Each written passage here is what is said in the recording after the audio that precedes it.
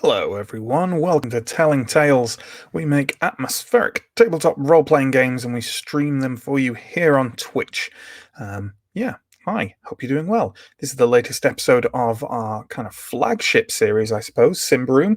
We're playing the module The Bell Tolls for Kastor, and it's going pretty well. It's going pretty well for the party. They're all in prison. So, before we get on any further and start doing our promo and start doing character recaps and stuff, let's bring on our stream manager, John, just so no one gets alarmed if he randomly pops up to tell us that the bombs are about to drop. How are you doing, John? I'm doing all right.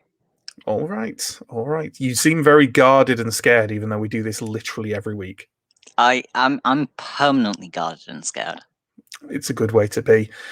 Maybe. John's going to be tinkering away in the background, moderating the chat, moving around images, cams, all that kind of thing. So thank you, John. And I have some promo to do before we get on with it. Down below, you'll find a number of links. There's links to our Twitch and our YouTube. You're watching on one. Why not check out the other and give us a follow and a subscribe and all that good stuff. There's links to our social media, to our Discord, which you can join and talk to us about all things telling tales and role playing. There's a link to our Patreon where you will find loads of stuff on offer if you feel like supporting us. There's character creation videos. There's behind the scenes info. There's further access to our Discord, all sorts of stuff like that. It's great.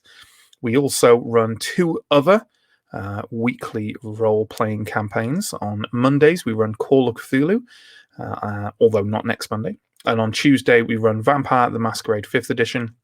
And obviously on Wednesday, that's tonight, we run Symbaroum. All of them start at 8 o'clock in the evening at BST, and they're pretty good. We also do, on the first Saturday of every month, we do monthly one-shots in the afternoon at 3 o'clock BST. There's a bunch of them that we've already done, and they're over on our YouTube if you want to watch the VODs of those. There's Merkborg and Troika and Alien, and this past weekend we just did Fiasco, which was a lot of fun. And then in addition to all that, which I think we announced last week, we've got some big stuff going on at the end of this week. We will be running another game of Symbaroum this Sunday on the Free League Twitch channel. That's Free League Publishing, I think, on Twitch. Yes, it is. And they are the creators of Symbaroum, what we're playing tonight and what we're playing on Sunday. And they've kindly allowed us to hop onto their Twitch and run a game over there as well. It's going to be fortnightly, and it will be starting at 3 o'clock in the afternoon BST this Sunday. Yes, hype. Be a hype thing. That's good. Okay, that's quite enough promo for today. Let's start bringing on the players and talking about what happened last week. Broadly, they are all you need to know. Our adventurers are in a town. Said town is having some kind of political upheaval, and one of the players' friends was missing. They found her, but now it's all devolved into a nightmare of conspiracy and murder and political control. And I suppose the short version is they're in prison. But as for the long version, let's talk to the players. So first, could you bring on Sam, please? Sam plays Ascarai, our changeling scout, ranger, and adventurer. How are you doing tonight, Sam? Pretty good. Excited to see how we die or don't die, depending on how things go. Either way, it's going to be fun. Either way, I'll be happy. Mostly if we die, you'll be happy. Probably, yeah. So we began last session not yet in prison, back in the good old days. We'd been told about a murder that wasn't, like, they'd got the wrong person somehow, by the captain of the guard, the good local guard rather than the horrible mercenary guard. And she'd asked us to go and investigate and kind of see what had happened there and see if we could get any leads on this member of the town council, Ardetta, who was the intended target, but who seemed to have escaped or just not be dead. So we went to the scene of the murder, which was in quite a central place in the town. We did a little bit of snooping. Stio made a lot of noise and nearly brought the town guard on us, but at the last moment saved it with some kind of lie about what we were doing, but I it think he worked said out. he dropped his gold ring and sent the blue company guard off on a ridiculous fool's errand about it. Yeah, just about. This was after he'd also like nearly scuppered us escaping a dwarf house.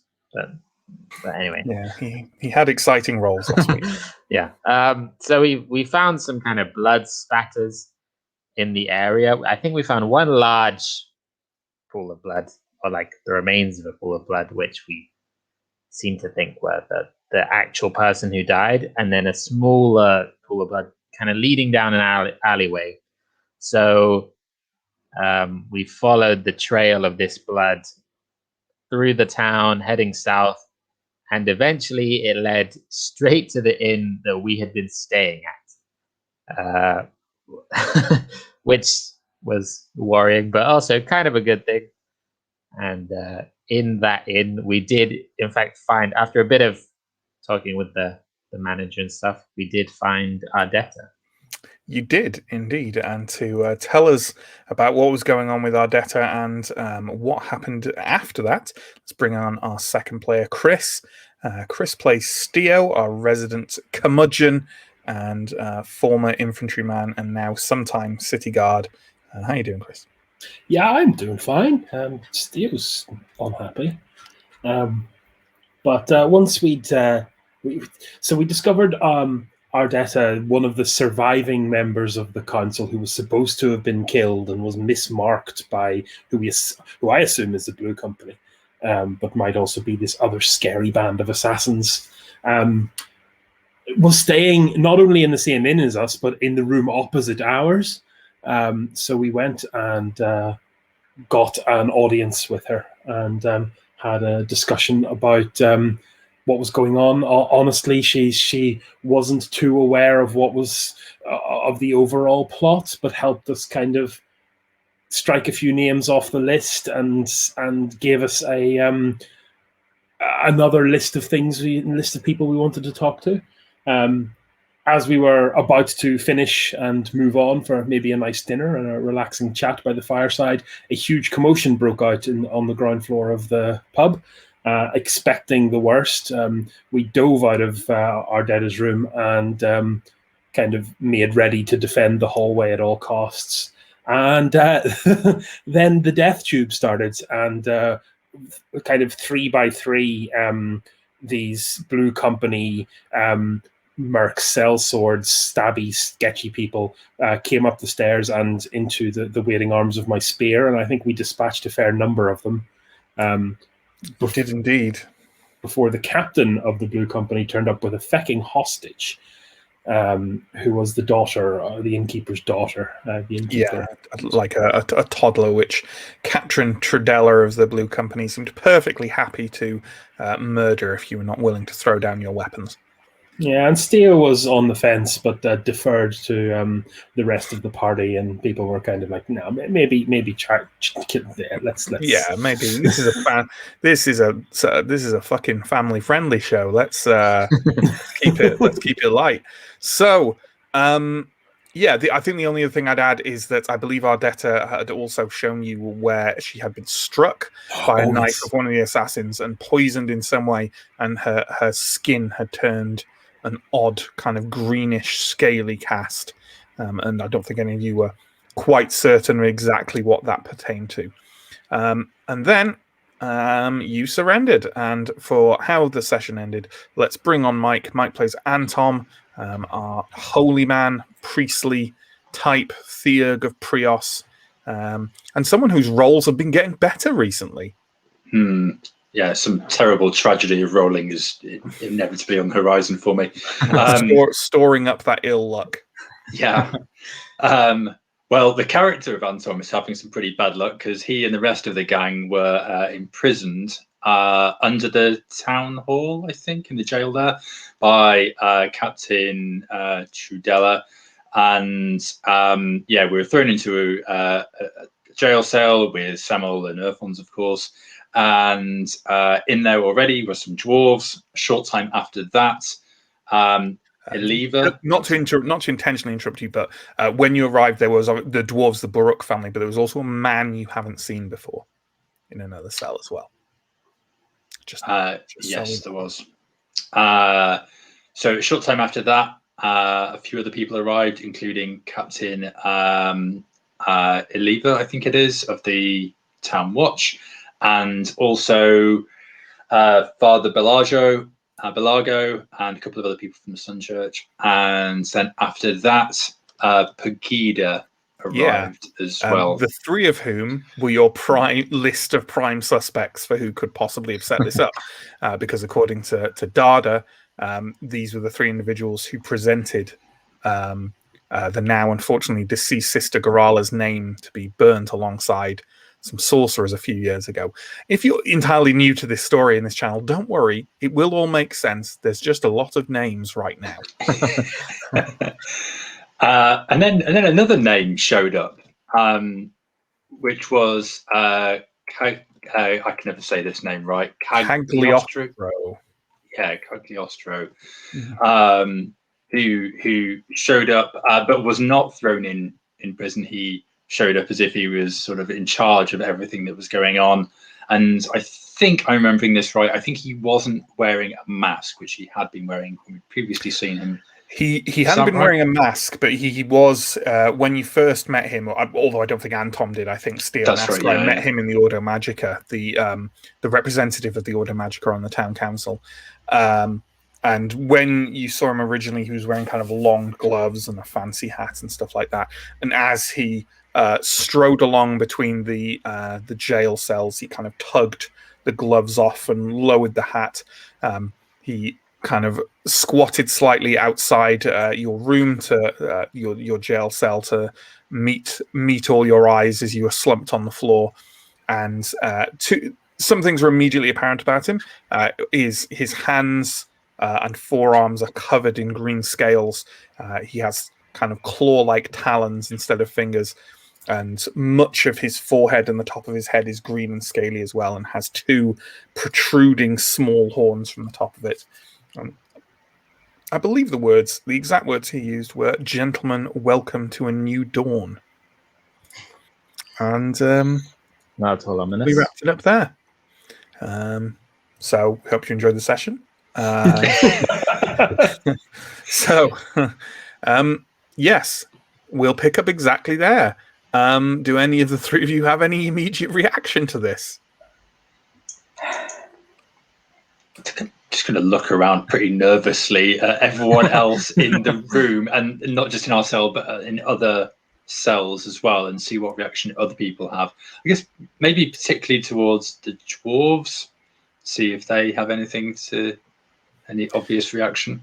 The dwarves definitely have a sense of kind of robust, determined calm about them, and are kind of just staring at Cagliostro with restrained loathing.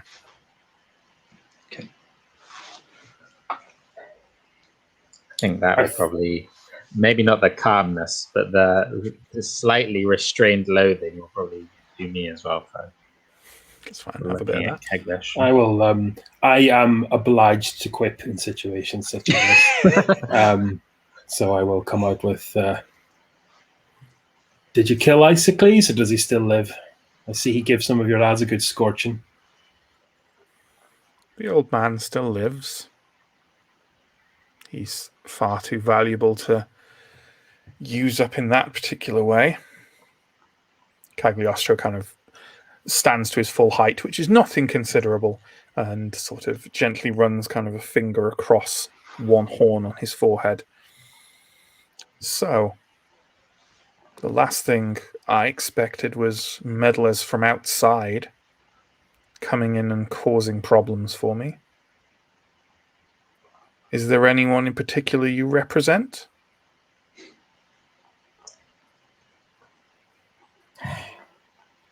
So the guy whose name I continue to forget is still in the cell with us alongside Baum.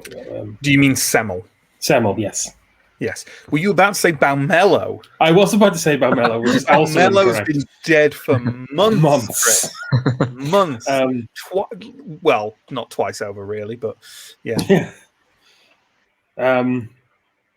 I'll do my best not to cast a furtive glance over to Semmel, because obviously we should try and keep at least some information. Sure. Sketch. Yeah.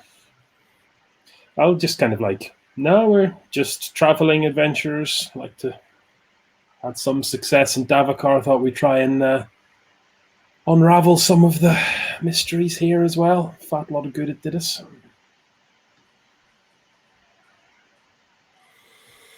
He stands up and kind of starts tugging his gloves back on and says, "Well, that is terribly tedious and disappointing." Behind him, I believe I said she was in the kind of jail cell, just almost opposite you, but a bit across. Eliva is kind of the watch captain, is leaning through the cell bars and says, "So was it a power play, mage, when you had your fellow sorcerers burned 3 years ago?" Cagliostro kind of wrinkles his brow and says, "Such limited vision. Those three had absolutely nothing to do with our organization. In fact, they were what you might call competitors. But now they are gone, and we have made our move." The gloves come on completely, and it is time for Tarato's Dawn to see its day. Anton, you have Lawmaster. Why don't you give me a cunning roll? Ooh, I don't think I make it. I rolled 13. I needed 11. Okay, never mind. Oh, also people with Beast Law, actually. So Ascarai, do you want to... you're on mute, by the way. Do you want to give a cunning roll? Yes. What's my cunning? Not too bad. I need a 10. I got a 10, exactly. There we go. Tarato's Dawn is... you have heard whispers of it as an underground and perhaps a kind of loosely affiliated cult of what are commonly referred to by those in the know as Taratomancers. They are monster worshippers.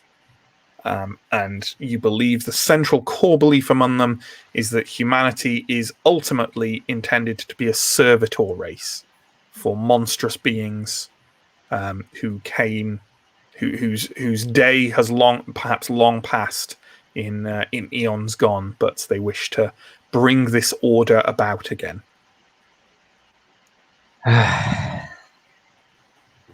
It's always an ancient evil, isn't it? This guy's a lunatic. Do you say that loud enough for Cagliostro to hear? Definitely. Sure. He kind of turns around and kind of looks at you with a kind of slight sly smile on one half of his face and says, perhaps if you insist, Changeling, but really the results will speak for themselves. He turns to... he's walked in flanked by a couple of those, the same goblins who are guarding the cells, and says, "Bring Milando. We need to talk before the dawn." He walks down the corridor and up and out. The man you are unfamiliar with is dragged from his cell by a couple of goblins and follows after him. Could everyone please give me a vigilant roll at -2? Yes. Also, I know John is mentioning there's a noise in the background. I think it's the rain it's hammering on my... oh my god, the name for a roof window has eluded me. I think roof Skylight? window will do. Sky, yeah, got a kind of skylight thing, and it's hammering on that. So it may not. I did that thing I did last week where I managed to roll a 36. Good stuff. But on my second attempt, I rolled a 20. So Nice. How did everyone else do? Fail. Nope. 18. Also, I got a 19. okay. Oh my god. Wow. So yeah, you don't notice anything. What you do recognize is the name Molando, who is the missing member of the town council. So apparently still alive for now, and currently being dragged off by Cagliostro. You believe you may have heard of him referred to as the Master Mason of the town.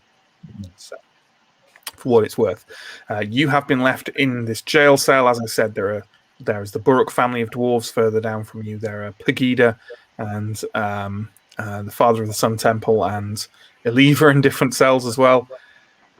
What are you going to do? There are still goblins on guard. They are playing cards again. How many goblins are around? There are Roughly. 7 goblins in the corridor.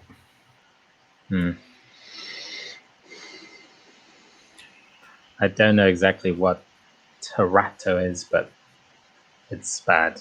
Some kind of demon or monster worshipping cult. Oh god, I thought we left this stuff in Davakar. Oh. And all of that money, lads. That was a house. Suit of armor. We could use some of that right now to bribe a guard, but are you speaking just normally to each other? You're not kind of whispering or anything. Are you speaking loudly enough for people in other cells to hear? Yeah, sure. Yeah. The one of the dwarves from the Burrock family calls out to you and says, "Yes, monsters, beasts.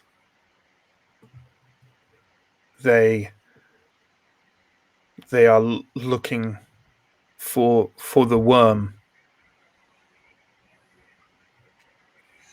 Father Anton, I don't suppose you remember that legend. yeah, something about the like a dragon, like that was I can't remember exactly, but like Kastor was like set upon by a dragon, and they built the watchtower and the bell tower or something like that. To ward against it or something. The chieftain's axe and the bell guarding the town were the things that banished it. Okay. Makes sense that they would have so many guards around the bell tower.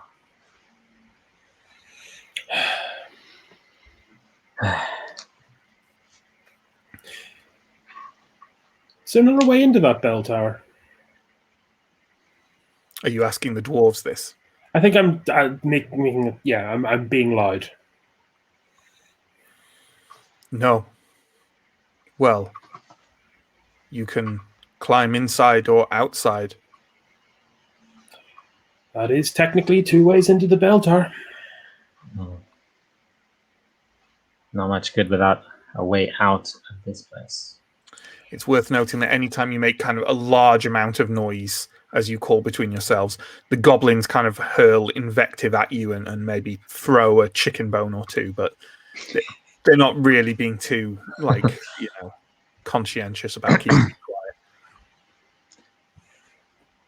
quiet. I might whisper over to Eliva, like in a way that maybe the goblins can't hear, but hopefully she can, and ask about, is there other ways out of this building, maybe that she knows of? As someone from the town guard, she might be familiar with that sort of stuff, I guess. why don't you make a discreet roll at -1? Need a 9, 12. Well, the goblins definitely hear you, but again, they don't particularly seem to care.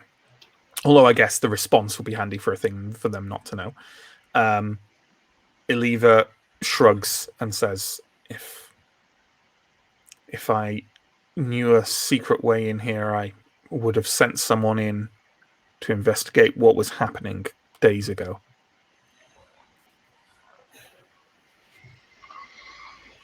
Well, I suppose it's all over unless we can get external help. Has my cloak been taken off? Do I still have it? No, it won't have been taken off you, no.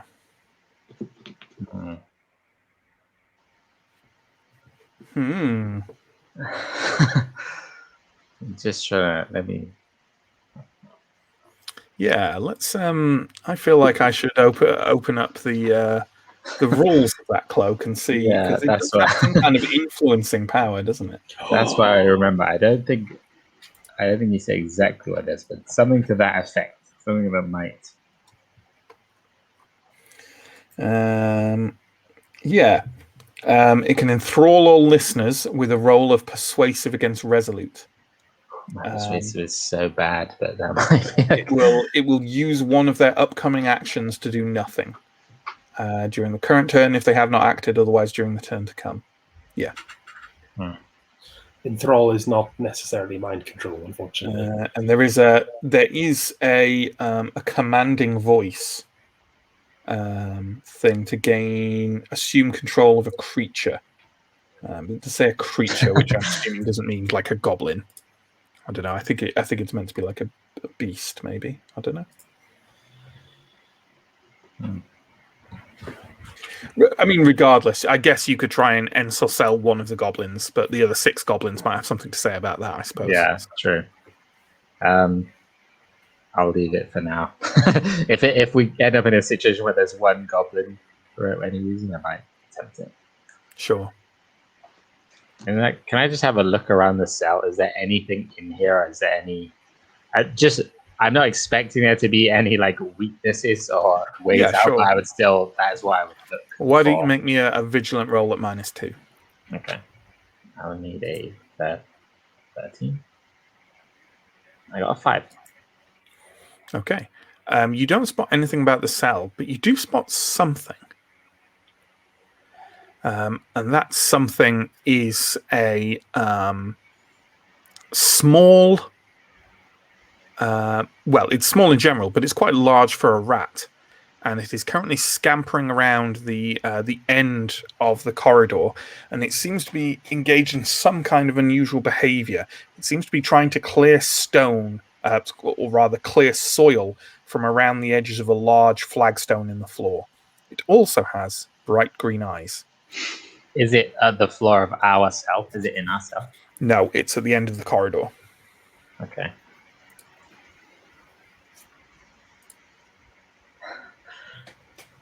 I will make every effort to not attract the goblin's attention to it, but may very quietly whisper about it to Steer and Anton. Sure. Why don't you give me a discreet roll that's, I think, +4.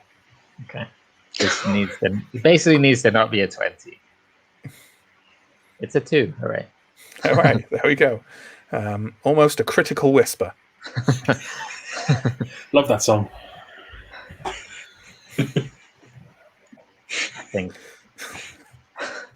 I think Dad is trying to help us. Or do Sorry, something. I really loved what Chris just said. I can't deal with it.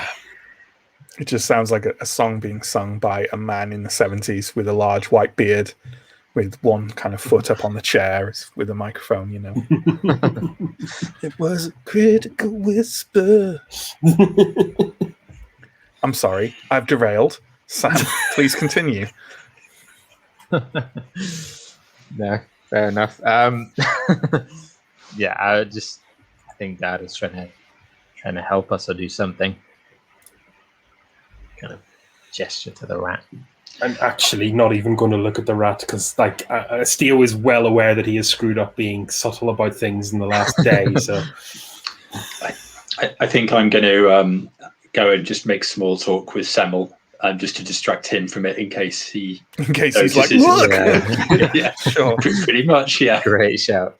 I like how we've got the sensibility that Semmel is like the goofball comedy character, even though he's done nothing to deserve it. No, he's not the goofball comedy character, but he will get overexcited if he thinks the Garda is about. So he might get overtired.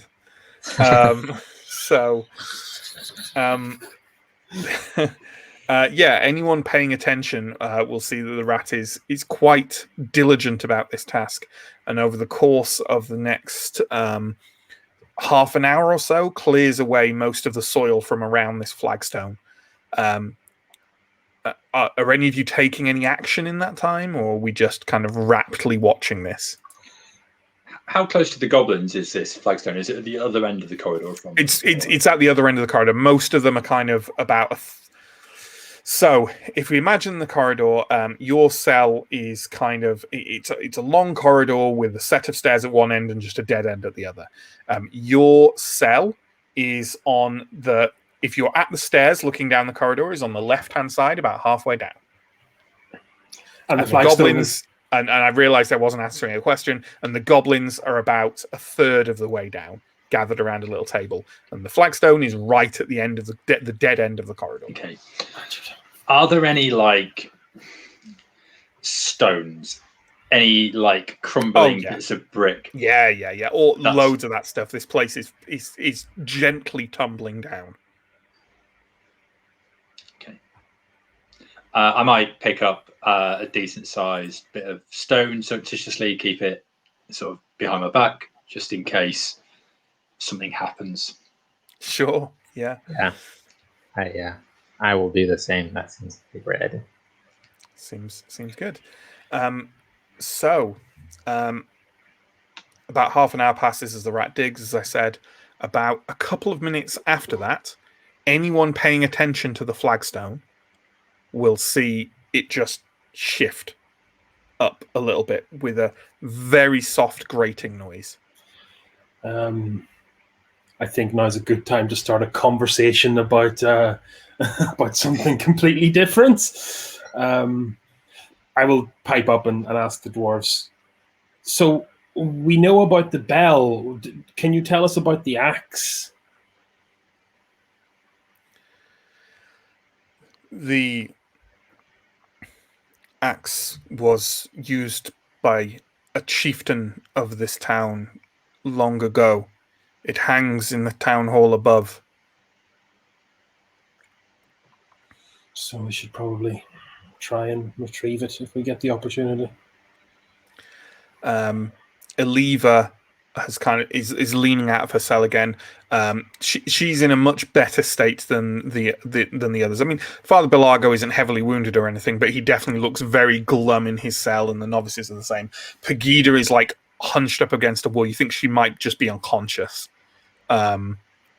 She obviously took quite a bad beating to subdue her back to here. Eliva tries to kind of lean out of her cell again and says, What are you talking about? This is all your fault. Things were going fine until you turned up. Outsider scum. Very loudly. Eliva is the mage, isn't it? No, Eliva is the guard captain. The guard captain. But if you didn't let a bunch of feckin' sellswords overrun your city, giving her a wink like yeah. She's engaging back and just starting to scream at the top of her lungs. The goblins kind of look up, and a couple of them nudge the others, and the unlucky ones are kind of like prodded into going towards your cells. They're walking over, kind of drawing some short swords, and just kind of like not to actually wound you, but jabbing you back away from the cells to try and subdue you a bit. As they are doing this, the flagstone kind of topples over to one side with a grate and a thud. I think you've made enough of a show that they don't perhaps hear it. You can see first one, and then two, and then three figures like kind of crawling up from underneath the flagstone, all dressed in kind of like darkened, general dark kind of dark brown woolen robes, cloaks, which they shed quite quickly and start moving forwards. There is very little opportunity for full stealth now. There's a couple of crates down the end of the corridor, but nothing else, and they're full-sized humans kind of walking forwards. Are you kind of going to do anything to remotely attempt to carry on, to aid them as they're moving forwards, or are the goblins the goblins are going to notice this pretty quickly? I imagine they almost certainly are about to be immediately discovered. Can I make, given that the goblin, maybe the goblins are having a bit of a jabby stabby through the grating, would it be beyond, or through the jail cell, would it be beyond the pale for me to try and disarm one of the goblins by grabbing the blade or the arm? I realize this might require some looking through the rule book, but no, I don't think so. I think we can. I think we can improvise that. Why don't you give me? I think the goblin's been fairly careful about it and isn't kind of like poking very far through the cell. So why don't you give me an opposed quick roll with the goblin? And the goblin has a. And you know what? I'll give you a slight penalty to your. Oh, no, it's just... and I'll also add a little penalty onto it. So why don't you give me a quick roll at -2, please, Theo?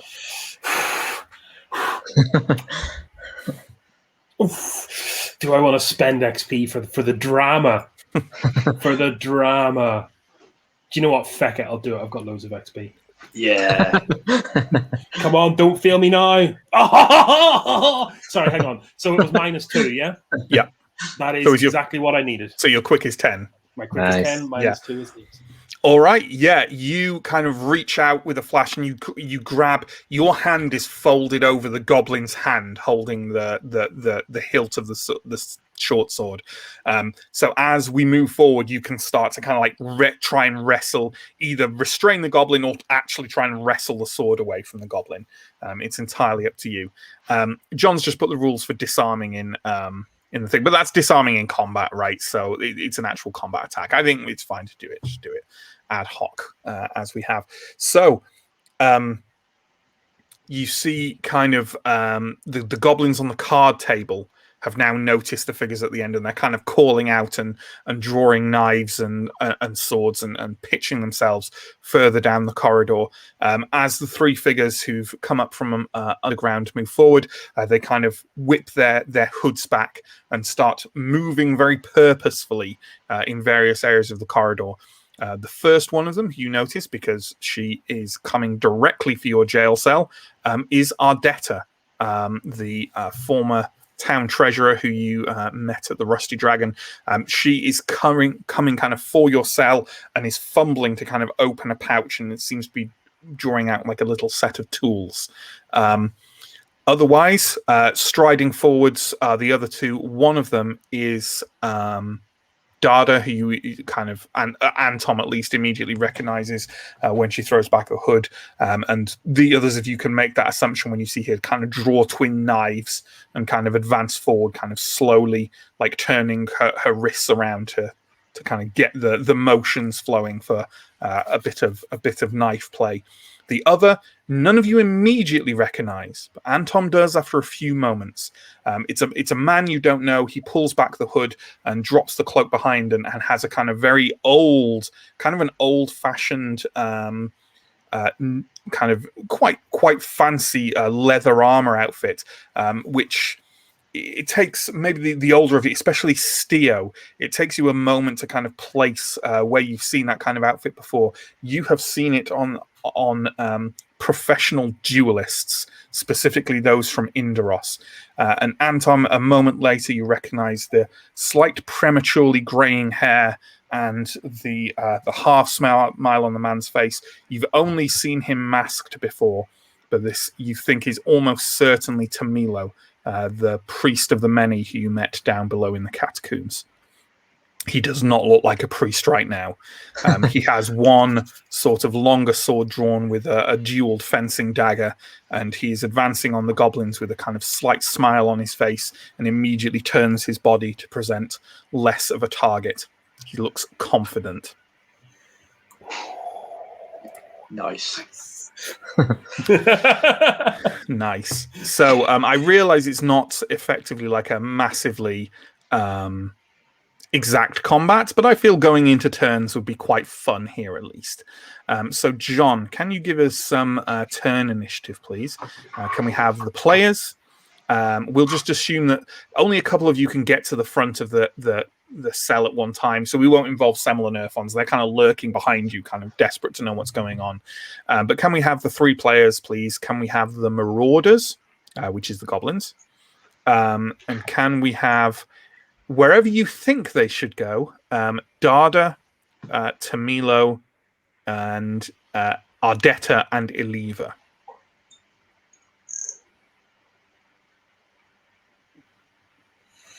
Exciting stuff. I'm going to be so shocked to see a useful priest in action. So harsh. Very harsh. But very fair. Yeah. Harsh. Harsh and fair and delightful. Yeah. There we go. Yeah, you're standing to Milo there, John. I like it. So, can we have a lever as well? Sorry, wherever you want in her jail cell, but making herself useful. So I think with that we had Ascarai at the front there, right? I'm going to say at the front of your jail cell, there's room for 3 people to stand next to each other.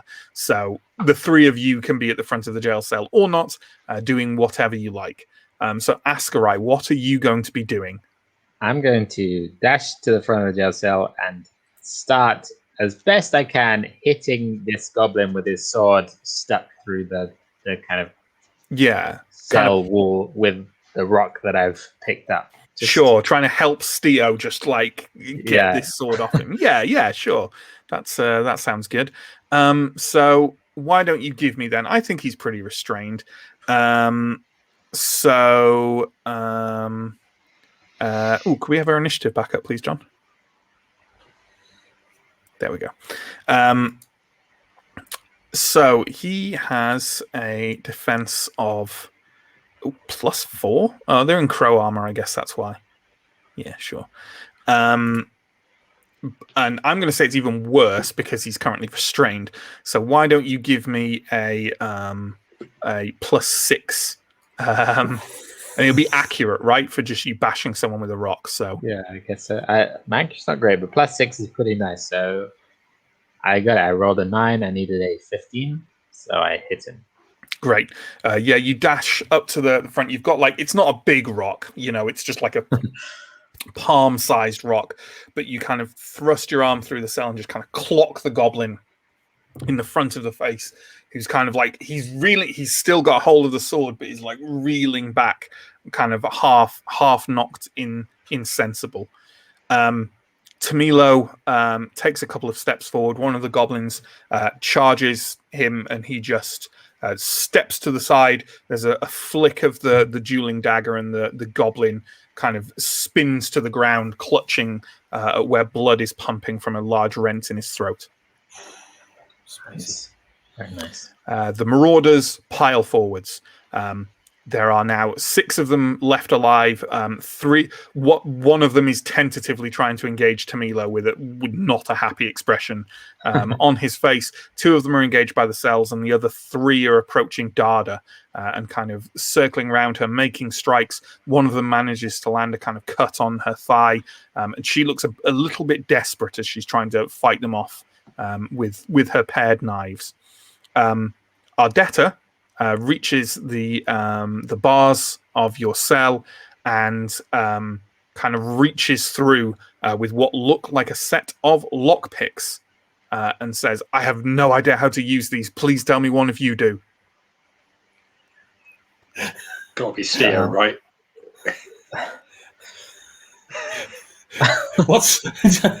I don't even think that's an effect. It's not a skill in the book. No, it's not. But it's just going to be a roll, isn't it? It is just going to be a roll. I don't know. I get the changeling to do it. Absolutely typical. Just because I'm a changeling. I'm a little busy right now.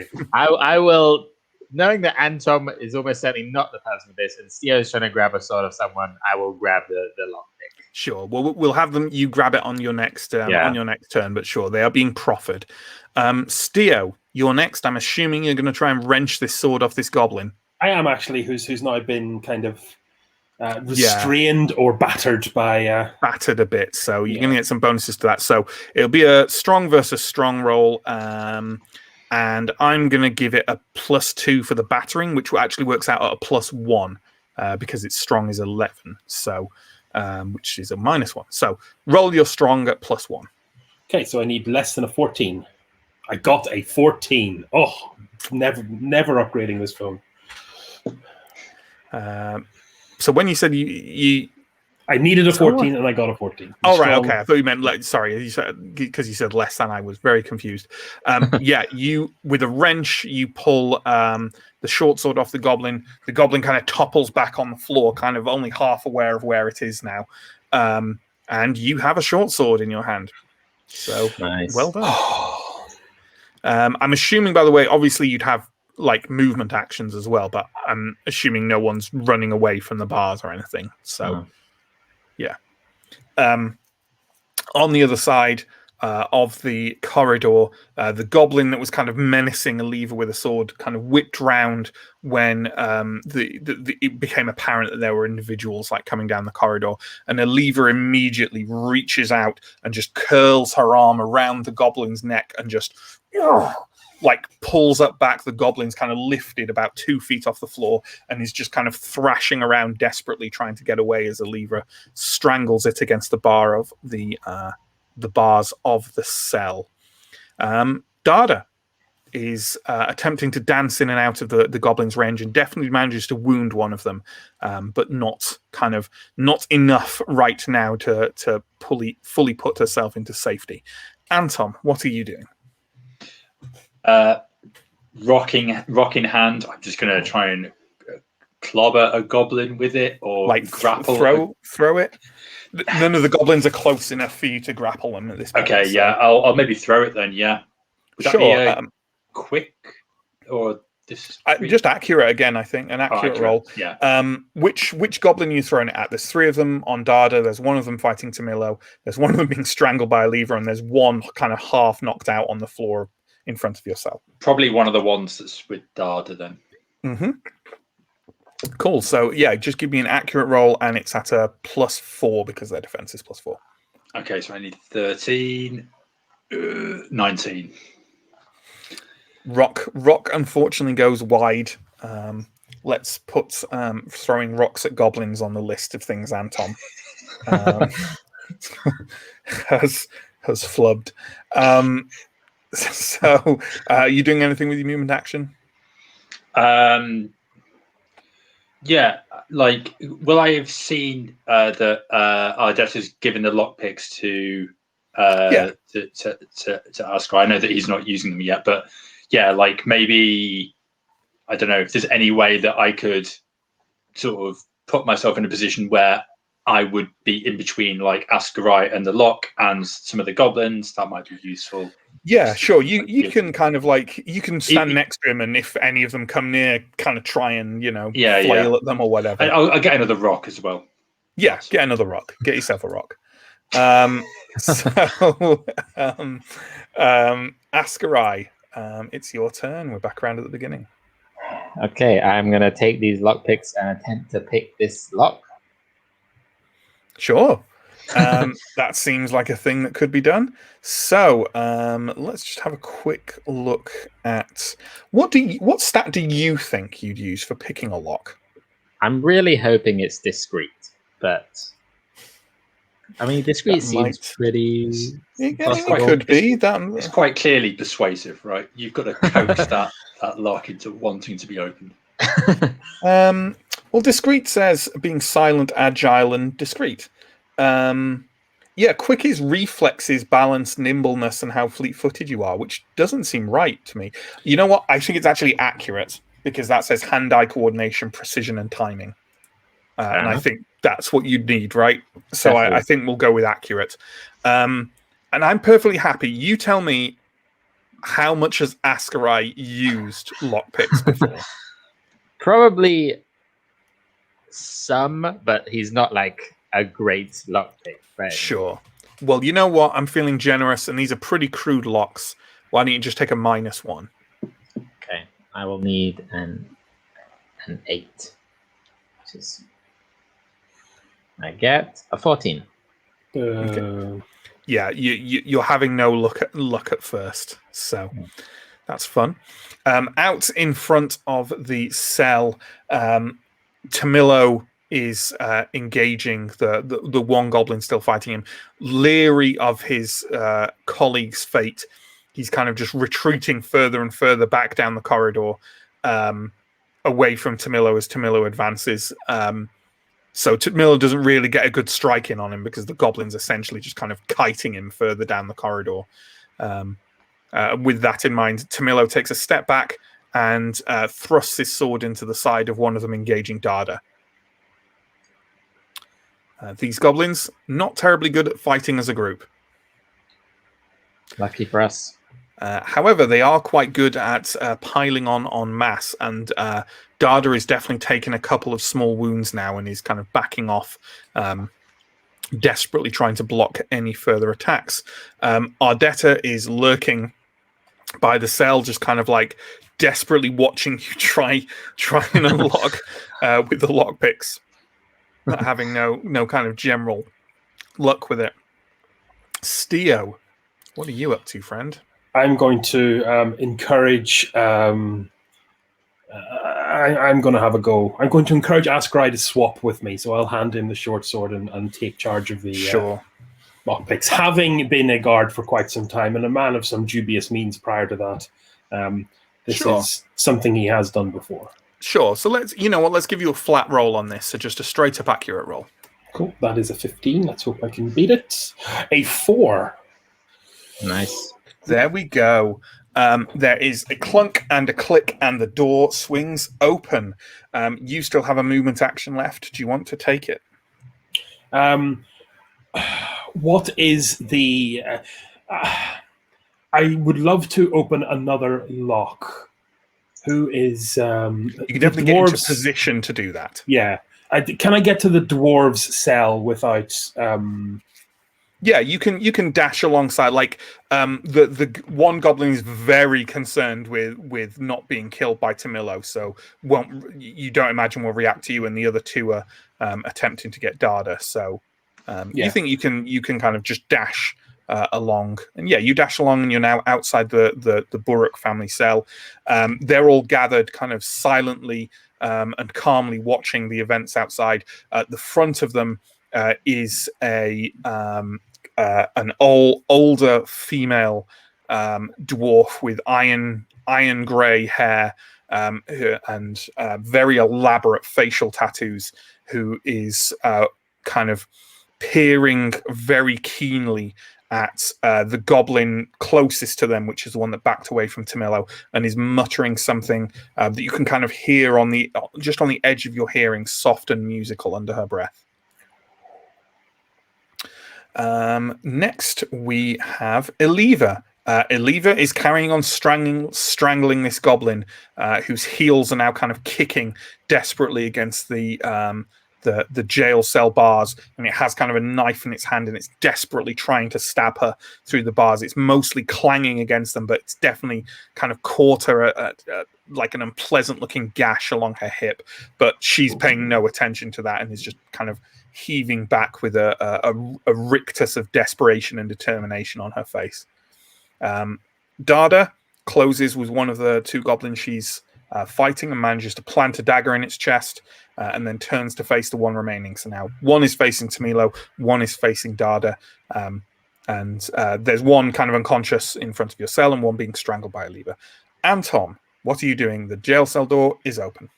Yeah, I'll go outside, and I'm hoping there might be a weapon or two on the floor from the dead goblins. Yeah. So I will look to pick up one for myself, and maybe could I kick one towards someone else or pass one to someone else? You can do that if you want. That would definitely be 2 actions. So it's up to you. Okay. You could definitely go and pick one up and then attack someone, or you could do the kicking thing. It's up to you. And if I pass it to someone else, then that means that they can just go and attack someone straight away on their turn and maybe do something else. You know what? I'll just try and attack someone. Sure. Try. Probably the best target is the one still engaged with Dada. So why don't you give me an attack roll at +4, please? And in fact, you know what? I'd say you can probably flank it. Okay, well, I didn't make it. Okay, not even with the flanking. Well, the flanking is like an extra D4 on your damage, isn't it? Yeah, but it also gives you a +2. Yeah. Oh, does it? In that case, I make it. Great. Yeah. There we go. I opened up my cheat sheet and was wondering why it wasn't telling me anything, and I realized it was my cheat sheet for vampire. Definitely doesn't tell me anything. So it gives you advantage. Yeah, +2 on your attack roll. Cool. Okay. And yeah, plus D4 to damage. Now, what is the damage of one of their weapons? Is a D8. So you get a D8 and a D4 for damage. Okay. 7 and 1, 8 in total. Okay, that's, I think, what is there? Toughness. Yeah, sure, we'll say that's already been reached. Yeah, you dash over to the goblin fighting Dada. It doesn't even see you coming. You just kind of barrel into it and thrust and see kind of the point of the short sword just kind of emerge from its chest. It gives a kind of startled gasp and then goes limp on the end of your sword. I think we can actually wrap things up there because it's feeling like, you know, this is done. So let's strip that initiative off the screen. With a great heave, there's a unpleasant kind of like wet crumpling sound, and the goblin being strangled by a lever again goes limp, and she drops it at the cell. The goblin that's been backing off away from Tamilo kind of looks now at the fate of all their companions. And gives kind of a nervous titter, turns to run up the stairs, and Tamilo with a kind of practiced, almost showing off sound. You know, a kind of like almost like a sound a juggler would make, like a kind of throws the dueling dagger right in the side of the neck, and it spins and crashes against the wall. It's dead before it hits the ground. Yikes. Okay, well, I'm going to try and get the cell doors open. Sure. Yeah, I mean, given enough time, obviously you can open them all if you want. Semel comes kind of bounding out of the cell and embraces Dada. So you release the Baruchs fairly quickly. Who tell me the order you're releasing people in, just out of my own sense of. So I'm. Is there anyone you're not releasing? I mean, I'm going to ask someone to try and find the feckin' keys. But while I have the lockpick in my hand, I'm going to get the dwarves out. I'm going to get Elantro. No, Eliva. Close. The watch captain. You just say the watch captain. It's fine. The watch captain. I'm going to get the watch captain out, and then I will start work on the mage cage. But we may have found the keys by then. Sure. Is anyone going to look for said keys? Yeah, I'll have a look. Yeah. Sure. Well, why don't you both give me a vigilant roll, and we'll see if you do. Yep. You did 13 rolls. Yep.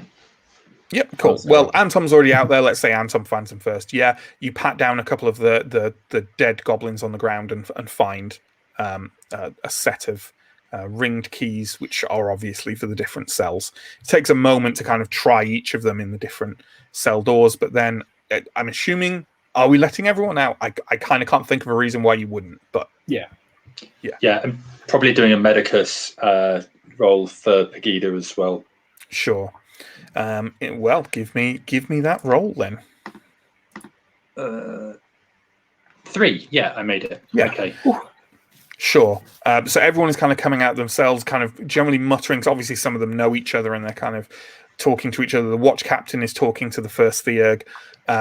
You head into Pegida's cell. Pegida is unconscious, but you kind of get her over to where there's almost a bunk at the side of the corridor, lay her down on there and kind of check her temperature and go through kind of the motions of general first aid.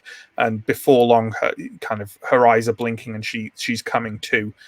She sort of looks at you and recognizes you and says, "Father, I suppose I was expecting to see someone else's face when I woke up." Well, yeah, a lot's happened since you've been asleep. You've never met her. She doesn't know No, I who don't you think are. I have. That was a mistake. But she would know I'm a priest because I'm yeah, sure, because you're wearing your robes. Yeah, let's go. Yeah. Yeah, sure. I'll just tell her that a lot's happened since she's been asleep, and that if she feels up to it, I guess we have some questions about Cagliostro, because like, just to get this clear in my head, like Pegida is of the Ordo Magica as well, right? So those two, yeah, she should know him quite well. I mean, the other two met Cagliostro, it was when they were with Pegida, so and they seemed fairly friendly with each other. So I'll bring her up to speed on what's happened, and then, Pegida, what can you tell us about him? She's kind of sat up on the bunk now and resting her head in her hands. She's got kind of a few wounds and definitely kind of a face covered with bruises. And just to remind everyone, because we haven't had a description of her for a while, she's a young, kind of fairly nondescript woman with kind of like reddish brown hair, relatively young, maybe in her early 20s with some freckles. And she says, "I honestly had no notion. He's been in the Order Magica here for some years. No one had any reason to distrust him. Why has he done this? He just wants to be head of Kastor? That's a step down from where I thought his ambitions lay." I think his ambitions are to further his cult of beast worshipping, monster worshipping. Cult? I thought they were all burned. Doesn't seem that way. Where's Master Isocles? Still alive, but that's about all we know. All right. You mentioned what was the name of the cult? He said Tarato's Dawn. Tarato. You mentioned Tarato's Dawn. Have you ever heard of that? Of course I have. They're a beast cult. Oh. I think maybe we should consider retiring and having this conversation someone a little more safe. I will turn to Dada, and I assume you are Dada. Pleasure to meet you. My name's Theo. Can we all get out the way you came in? I suppose we can, but we are here now. Should we need not? The axe. Yes. The third most heavily armed structure in town. But we're inside. Okay. I'll find another short sword. Unless there's a spear around here, I will arm myself with a short sword. Yeah, sure. You can absolutely have a look around. There is a weapon rack at the stairs end of the corridor that has numerous poor condition weapons on it. You can take your pick. I'll pick up a trashy spear for. Yeah, sure. You could do the same with. I don't think there won't be a flail, but you can take one of the short swords or what have you. Is there a bow? Yeah, there's a bow. Why not? Cool. I'll grab a bow. Well, Eliva kind of walks over to you and says, "Look, obviously, some of us are more adept to go snooping around the rest of this building than others. The Baruchs have been beaten considerably. They're willing to send a couple of their more young, spry members with us if we want, but I'd rather leave the priest and the novices here. And that mage there is in no condition to go wandering around.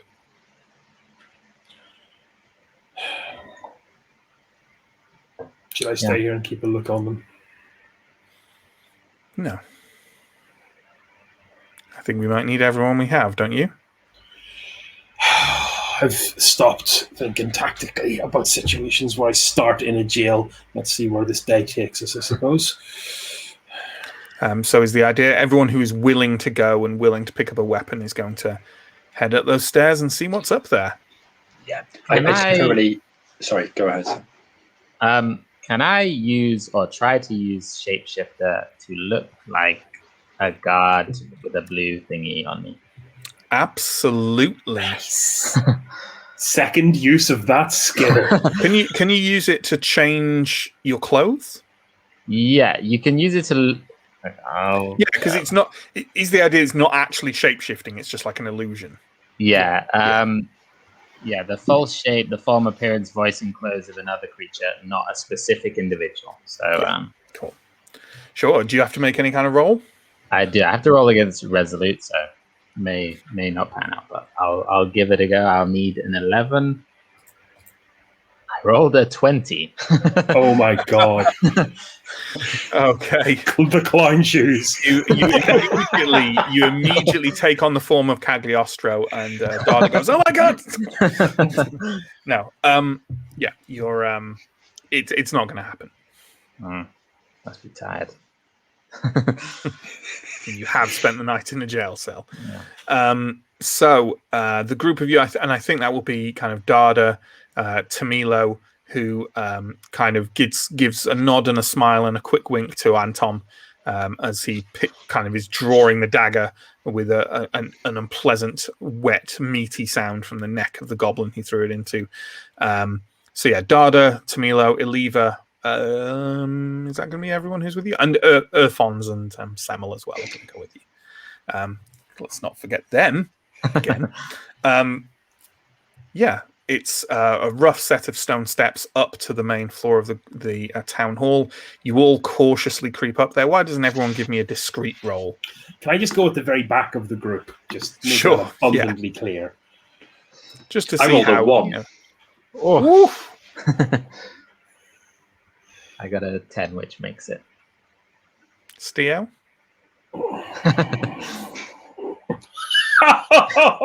You gotta love it. God. Amazing. So silently, barely a whisper of noise as everyone else kind of creeps up these stairs, gets to the top, and you all emerge out into like a very large open chamber that is the lower level of the town hall. I mean, you saw it when you came in. It looks like out of this rather large building, there is a lower level that is all one room with a load of desks and chairs around it, and an upper level which looks to, from what you can see from the stairs, to also be one large room. With a vaulted ceiling. As you emerge out from this and all kind of look around cautiously, there is a crashing noise from the back of the group, and everyone kind of wheels round. There was kind of a shield with 2 crossed axes on the wall, like as a placement. Steo has knocked this off, and it's just gone crashing to the ground. Yeah. Ascarai does not turn around. He just sighs Steo under his breath. Like, he doesn't need to look. He knows who it is. You hear some voices calling out from up the stairs. If none of you are going to take immediate action, Eliva is going to curse and start bouncing up the stairs 2 at a time. I will cast my Blessed Shield. Sure. Yeah. Sure, absolutely. So, how did that go? That's successful? I made it. Let me just roll the d4 for temporary corruption. That's a 4, but that's okay. Yeah, you're safe now unless you try and cast 2 things in a row, Yeah. aren't you? Yeah. So, you try and do that. Ascarai, Theo, are you doing anything else to prepare, and are you kind of going up those stairs after a lever? Just tactically speaking, am I wearing my armor? I can't imagine they would strip it Yeah. off No, me. they haven't stripped you. No. Yeah, okay, I'll follow along. Yeah, also Sure. following, I'll just draw my bow and be ready. Sure. And the other four are also doing the same with whatever. I mean, Dada and Tamilo have their weapons, and Urfons and Semel both grabbed kind of short swords as well. And everyone kind of pours up the stairs. You emerge in, as I said, a very large chamber upstairs. It's lit entirely by a very large hearth against the wall, going up into a stone chimney. Overhead is a very high vaulted ceiling that's mostly made up of kind of wood and thatch. Over on the far side from where you've come up is sort of a raised dais area on which is a very large desk and with a very large chair behind it. Above it is like the arms of Kastor, and there is a figure sat at that desk furiously scribbling at stuff on the table. Over to one side, there's a load of other kind of desks that have been cleared over against one wall, apart from one large table on which lies the battered and bloody form of Molando, the master mason of the town. He looks to be breathing, but not in a very good state. Around him are a group of goblins and a rather large and irritated-looking ogre. They are ready to fight. So, John, that's a lot of individuals, but how about we sum up all the NPCs with just an NPC thing, and I'll just go through how they're doing. But otherwise, we need an entry for Marauders. We obviously need the players, and we also need we need an entry for the Ogre. Thank you. One second, I'm just writing down some handy toughnesses. Yeah, but I mean, we might as well start with Ascarai because Ascarai is going to go first. So Ascarai, what are you doing? I'm not going. There's just a group of goblins. I'm not going to kind of like exhaustively go into how many of them there are and do this as a exact point-by-point combat. There are certainly enough goblins for you all to fight, put it that way. And there's a person scribbling at a table. Can we? There is, yes. And you're the first person to ask about that, aren't you? So why don't you give me a vigilant -1 roll? Okay, well, I'll need a 14. I got a 15. Oh, okay. So sad. In that case, not being able to be certain who it is, I mean, it's probably Cagliostro, but without being certain, I think I would choose to shoot at probably the goblins. Yeah. Especially if there are any near the kind of battered mason. I would kind of aim for one of those at the back. There's at least one of them that seems to be kind of picking up a bow, so perhaps you can perhaps you can aim for them. So why don't you give me one of your trademark bow attack rolls, please, Ascarai? Okay, is there any modifier from sorry, +4. Okay, nice. I'll need 19. I got a 15, so that makes it. I'm not sure where their +4 defense is coming from, because does Crow Armor give a +4 malice? It is bad. No. Crow Armor is like a worse medium armor. Yeah, it's pretty bad. Yeah, maybe it is a +4 malice then. Yeah, go ahead. Sorry, you hit. So why don't you give me a damage roll, please? And that is a D10, and I rolled a 5. Okay, so that is 2 damage because of the crow armor. One of your arrows sticks into said crow armor. You're not sure exactly how much penetration you got, but you know, if nothing else, that the goblin is definitely feeling it. I think rather than moving, I would probably shoot again with rapid fire. Yeah, 'cause you've got your rapid fire, right? So How many? This is a. How many arrows do I have? Considering I would only have ones I picked up. let's say you picked up a quiver. I was raised on fantasy role-playing games that put 12 arrows in each quiver. So let's say you've picked up a quiver that was leaning next to the rack and it has 12 arrows in it. John confirms that with the cumbersome trait, Crow Armor has a +4 defense malice, which explains why they're a +4. Because usually when you fight goblins, they're really like nippy, aren't they? You struggle to hit them, but these ones are. Yeah, I rolled a 1 on my second attack. It's nice. Beautiful. So that, my friend, is a perfect hit.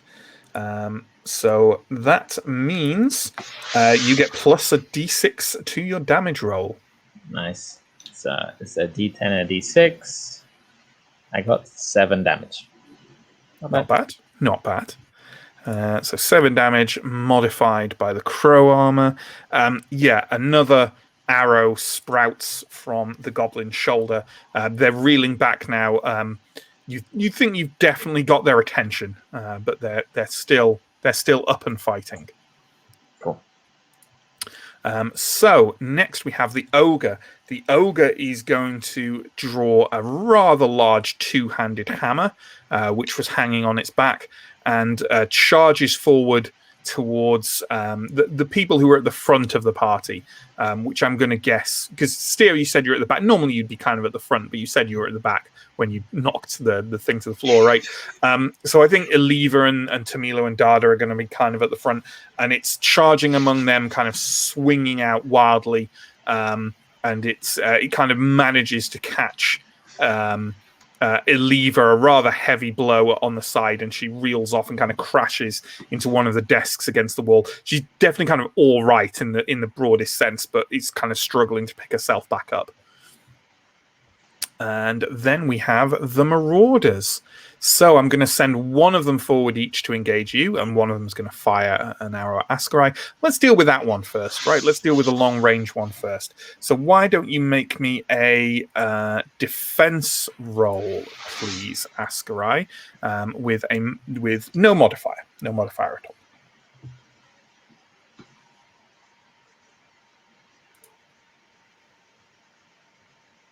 You're on mute.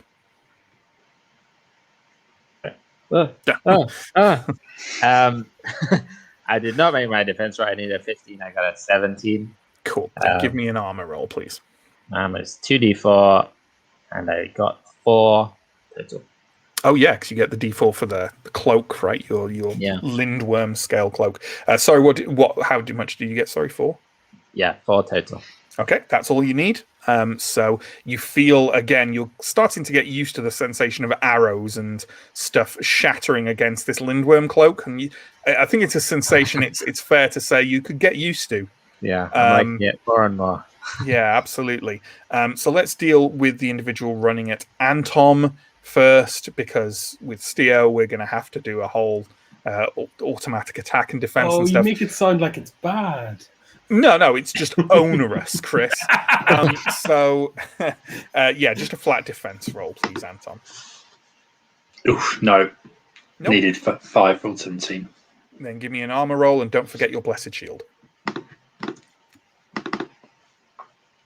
2. 2. Ouch. In that case, one of the goblins charges forward, kind of panting and tittering slightly, and it's like its eyes are slightly dilated in a way you've seen on some unfortunate people on the streets of Thistlehold before. This goblin is probably high on some kind of herbal root that maybe people were not meant to chew on, and it swings for you with one of those short swords and manages a nick on your hip. Take 2 toughness. And then Steo. So one of the goblins is going to charge you, and you get a free attack on it first, right? Well. Yes, that is the case. So don't forget that obviously you're using a crappy spear, so it's not going to give you the extra to hit or the extra damage. Okay. Just flat accurate, yeah? No, at +4. You're going to get +4 on it. Yeah, anything that isn't a 19 or anything that isn't a 20. Oh, 2. Delightful. 2. Cool. So give me that damage roll, and obviously just use your damage roll as it would be without the. Is it deep impact that gives you the extra? Yeah. But that's 8. still an 8, which is It's powerful. still an 8. So I should probably indicate which of these goblins is fighting which person, otherwise I will get very confused. So with 8 damage, that is that amount. 1 off their pain threshold. You'll be delighted to know. So the goblin charges forward. You thrust quickly as it approaches and manage to gore a large gash in its upper arm, but it's still coming in swinging. Give me a flat defense roll, please. Okay, need less than a 10. I got a 10. So, sorry, I keep saying less than. Yeah, you need a 10. So you got a 10. Yeah, it's swinging for you with its short sword, but your training wins out in the moment. You take 1 swinging pace back, and its swipe goes right kind of in front of your chest above your spear. And it's now your turn. So time for you to reply. I think I will go ahead and reply. So once again, 19 or 20. Oh, no! Oh, no! Oh, no. It's a fumbled hit. So you miss and you take a free attack. So give me a defense roll, please. Once again, 10. 15. I failed it. So you're overconfident by how much you missed. You step in for a strike. The goblin turns out actually knows his swordplay a little bit more than you might have thought. And with the backhand swipes across, give me an armor roll. 8 on a D8. Oh, the luck. It's a roller coaster. Yeah, it was an unfortunate mistake on your behalf, one you really shouldn't have made. But fortunately, your armor completely takes the brunt of the blow, and you don't even feel anything as it clangs off. Your US scale, is that kind of medium scale armor? Is that what we've said? I think it's kind of. I think it was sort of like a hodgepodge, but mostly kind of like a good crow armor. Yeah, like a well-fitting crow armor. Yeah, sure. So Anton, trying to do a fight. Gonna do a fight. Gonna hit a goblin with a flail. Not a flail, a short sword. Yeah, it's a +4 on your attack, by the way. So yeah, I make it. Nice. Cool. Give me a damage roll. So it's a D8 for this. What, for short swords? It's it's a D8. Yeah. It's a D8. In that case, I rolled 8. Lovely. Again, 1 short of the pain threshold, unfortunately. The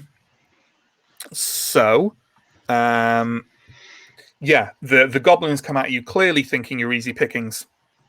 You know, you're wearing priestly robes. You're probably not going to put up much of a fight. The other priest didn't. Turns out to be wrong, and you chop several of the goblins' fingers off their non-fighting hand, which they shriek and clutch themselves with, bright red blood kind of spurting out against their clothing and leaving stains running all the way down. This goblin won't underestimate you again, Anton. We hope. The NPCs, what are they doing? So Aliva is picking herself up and trying to get back towards fighting that ogre. Dada is dancing around it and kind of trying to kind of slash at the back of its legs and managing to do so with a certain amount of success.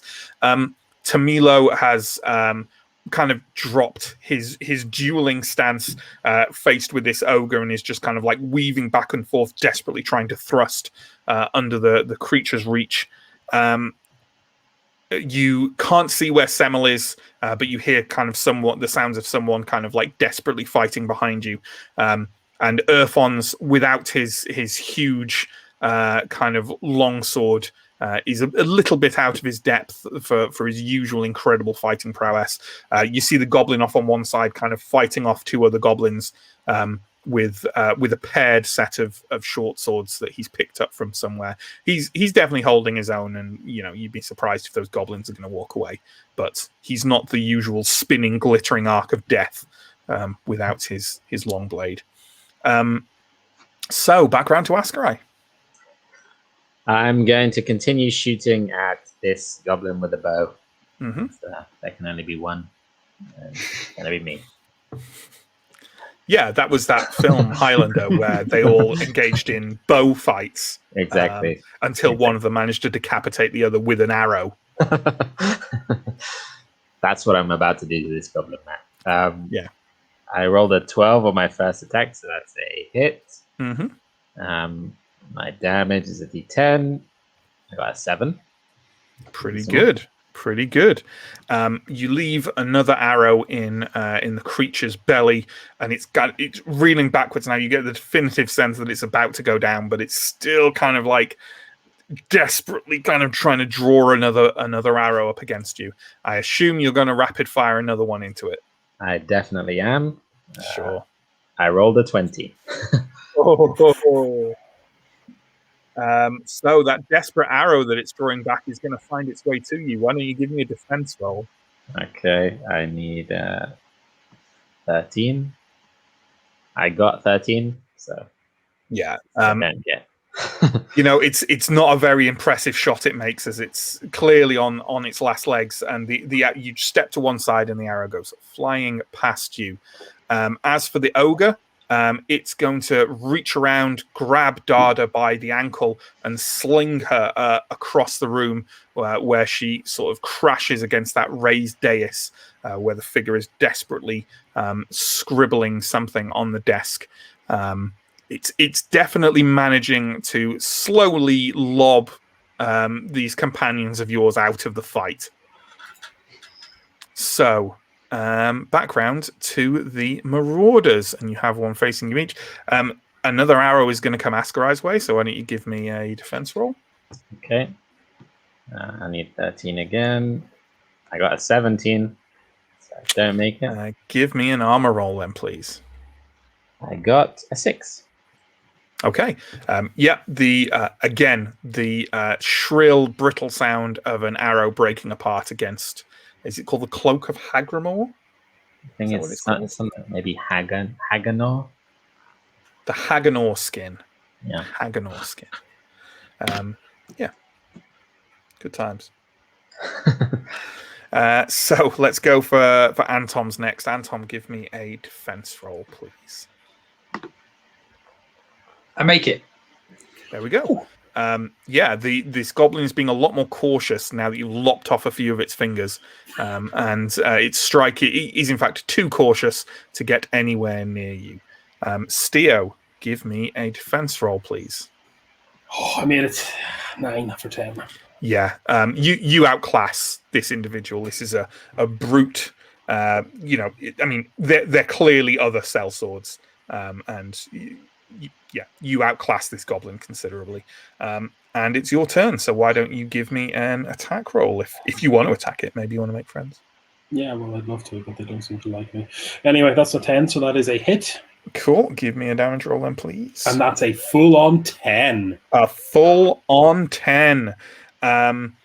This time, the goblin facing you decides for one. It has also realized that you outclass its martial skills, and it decides to make one desperate attack to overpower you with brute violence. It charges forwards, and it's that classic Steel move: 1 foot back, brace the spear on the floor. The goblin does the work. You slide its limp body off the tip of your rusty, knackered spear, unfortunately. You have a movement action left. Do you want to spend it engaging anything else? Let's assume there are no free goblins, okay? I'm not counting them, but basically you could help someone else with their goblin, or you could engage this ogre. I think the ogre is really only fighting one person at the minute, so I'm going to Tamilo. Move to flank and take an advantage attack next turn. That sounds great. So, Anton, how are you doing with your goblin friend?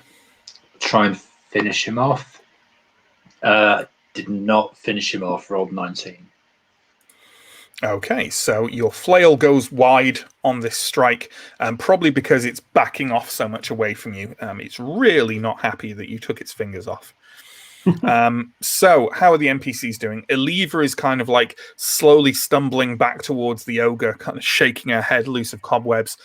Dada is trying to pick herself up from the floor, and as she does so, she glances over at the figure behind the desk and just kind of exclaims kind of a very virulent swear word. She curses by the boiled arse of Prios or something like that, and is clearly shocked and surprised by something she's seen. If anyone feels like they have a spare moment to glance over, it's entirely up to you guys. I mean, Steo probably kind of does because you're running over, right? Yeah. Do any of the other? I'd say Anton is kind of engaged, but you can argue again. You could argue for it if you wanted to. Ascarai, you're a bit further away. Maybe you could look over. I don't know. But Steo, I think definitely. If you want to give me a vigilant -1, and either of the other two, if you want to argue with me that you should get a look, then go ahead and do so. This is a bit of a skyball here. I need an 8. Got a 14, so still not going to know what's on this magical table. Got a good idea who's sitting at it, though. Well, how about the other NPCs? Yeah, Tamilo is just kind of desperately ducking and weaving from this ogre and trying to get some slashes in on it. You can't see what's happening to Semel. Earthons has killed one of the goblins facing him and is rounding on the other one. I think that's everyone. I think that's probably everyone. That's a nice description of everything that's going on. Ascarai, come on. I need to kill this stupid goblin, so I'm going to try again. One more shot. I rolled a 17, which does make it. Yeah, because it's +4, remember, so. My damage a d10. I got a 1. Hooray! It's not so much fun when it's not your Haganor skin doing it, and your arrow clearly a poor make and breaks apart on the goblin's crow armor. You rapid firing another one in. Yes, this goblin, the king of goblins. Okay, I made the attack with a 13. Can I just say this king of goblins has so far done nothing and hasn't wounded. I rolled an 8 on my damage, so an 8 on your damage. There you go. Your final arrow burrows into the creature's eye socket, and it reels back with a harsh cry that's cut off suddenly as its brain decides, yeah, this is done. It collapses back on the ground. So your goblin is dead. Mike's looking around like said goblin is creeping up on him. I hope it is. I really hope it is. Why do you wish bad things on good people? No, I was wishing them on you, Mike. Do you want? Oh no, you can't make a movement action because you've taken your rapid fire. The ogre is going to lurch towards Tamilo and he's going to kind of feint with the hammer and then give a huge kick from its lengthy, meaty leg, which sends Tamilo kind of like sprawling backwards on the floor, sliding across the polished wooden surface of the town hall. The Marauders, on the other hand, the only one still with an attack to go is the one against that Tom. So give me a defense roll, please, Tom. No, it's just failed. Okay, then give me an armor roll, and don't forget your blessed shield. 5 this time. The goblin strikes towards you with its short sword, but it has that odd, not an impact, but like almost a slowing down as Prios light surrounds you, and it kind of reels backwards and doesn't quite get to strike you as a glare. Do you remember we described how your blessed shield was like looking at a sun flare or there's a word for it, and I've used it before, and I always forget it every time I do it. Sundog or something? Sundog, that's precisely it. Like a kind of sundog effect, as almost like a slight, small, glaring, double sun opens up around you, and it kind of reels away, blinking a bit, and kind of desperately waving with its sword in front of it. Steo, how about you have your flanked strike on this ogre, please? So that will be a plus, well, let me check the ogre's defense, actually. The ogre's defense is +1, so that's going to be an attack at +3, including your flanking bonus. Okay, so less than 18. 12. I thought you were going to say 20 then. Oh, wouldn't that have been delightful? So give me a damage attack, and don't forget the extra d4 for your thing. Big dice says 5. Small dice says 3. 5, 6, 7, 8. So that is an 8. And let me just quickly check its armor. Its armor is that. So yes, you thrust forward with your spear and essentially manage to leave a long rent gash in a rather rude area of the ogre's personage. You've stabbed it in the butt, Steo, which has got to hurt. And obviously the ogre kind of rounds on you, bellowing and furious at this point. So you are now engaged and will not be flanked for the next round. Anton, come on, Anton. Show us a bit of that flailing fury that destroyed the Hunger Wolf in one attack. Well, I've attacked it. That's a good start. And so damage is 6. Damage. That's pretty good. Not enough to kill it, but pretty good. You slash forward again, and it's so desperately trying to protect the remaining bits of its hand from you that it's left its other arm vulnerable, and you think you've maybe sliced a bicep or something like that on its upper arm. The poor creature is looking desperately unhappy as it's... it is backing away from you, but it's also trying to stab you while it does it, so, your sympathy might be limited. As for what the NPCs are doing, Urfons finishes the final goblin he's facing. You can still hear sounds of conflict behind you from Semmel. Eliva is charging back in on the ogre. Tamilo is picking himself up. And Dada appears to be saying something to the individual behind the desk. Askarai, you are now unengaged. So why don't you give me a vigilant -1 roll if you want to look over at what the hell is happening on that side of the hall. Okay, I really want to make this. I'm so curious. I did it. I got an 11. You did it. Okay. You look over, and the first thing that occurs to you, because obviously people have been saying things about who that might be. Number one, it's not Cagliostro. In fact, it's no one you've ever seen before. It's a man you don't recognize. And you kind of blink at first because you think he's wearing some kind of odd headgear before you realize that this individual, which is still furiously scribbling at papers on the table with like a dipped quill, they have a short sword through their head. And the point of it is coming out from kind of maybe the ridge of their nose or an eye socket. You can't really see clearly here. They don't seem to be perturbed by it, although they are very pale indeed, and still scrawling on papers on the desk. Okay. I'd probably say some curse in like my native language about like just the worst one I know. I guess I shouldn't shoot him. I mean, he's already got a sword through his head. So I'll probably turn and shoot the ogre. Sure, I think that's sensible. So any shot on the ogre is at a +3 for defense. Is it +3 or +1 because Stia had his? Oh yes, God, well pointed out. Yes, it is at +1. Just better GM than me, Sam.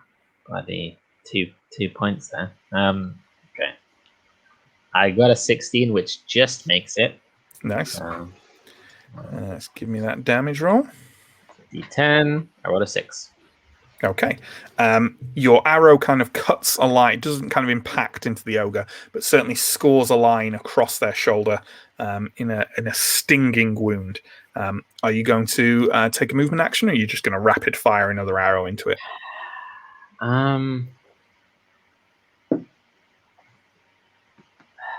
tempted to go. I'm going to go towards the desk feel like something bad is happening there. Sure. So I'm going to move towards the desk.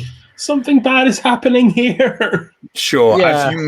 As you move closer, you can hear what Dada is saying. It's kind of she's not saying it. She's trying to talk to this man. You're not sure that's the right term anymore. She's calling him Grendel. Okay. Which is the name of the new mayor. Called it. Totally called it. Didn't say I called it, but called it. Okay. So, the ogre. It's the ogre's turn. Good stuff. Steo, make yourself a defense roll, please, at -5. Oh, holy God, I am not long for this earth. Oh, I did it! I did it! I needed a 5, I got a 4! Classic Chris. I'm dead. Oh, I'm fine. The ogre swings out for you, kind of his arm extended at full length with this huge wooden metal hammer, and you just kind of like, again, the infantryman training kicks in, and you quickly like leap backwards with your spear, kind of holding it out in front of you. But you are aware that the ogre's reach is longer than your spear, so you know. But for now, you are spared a horrific pulping. So we're on to the Marauders. Give me the only one of them left, as I said, that's fighting. One of you guys, Anton. So give me a defense roll, please, Anton. That's just a flat defense roll. Yeah. Don't make it. Okay, then give me an armor roll with your blessed shield as well. 4. Again, your blessed shield sparkles and flashes in the early morning sun that's coming through a set of windows to the side of this floor of the town hall. And Prios once again has saved you from harm at the hands of the wicked. Speaking of the wicked, Steo. Okay. I resent that, but I'm going to go and take a swipe at the ogre. Sure. So that is an attack at +1. +1. I need less than a 16. I got a 15, which is in fact less than 16. It is. I've no argument here. And the big number is 8.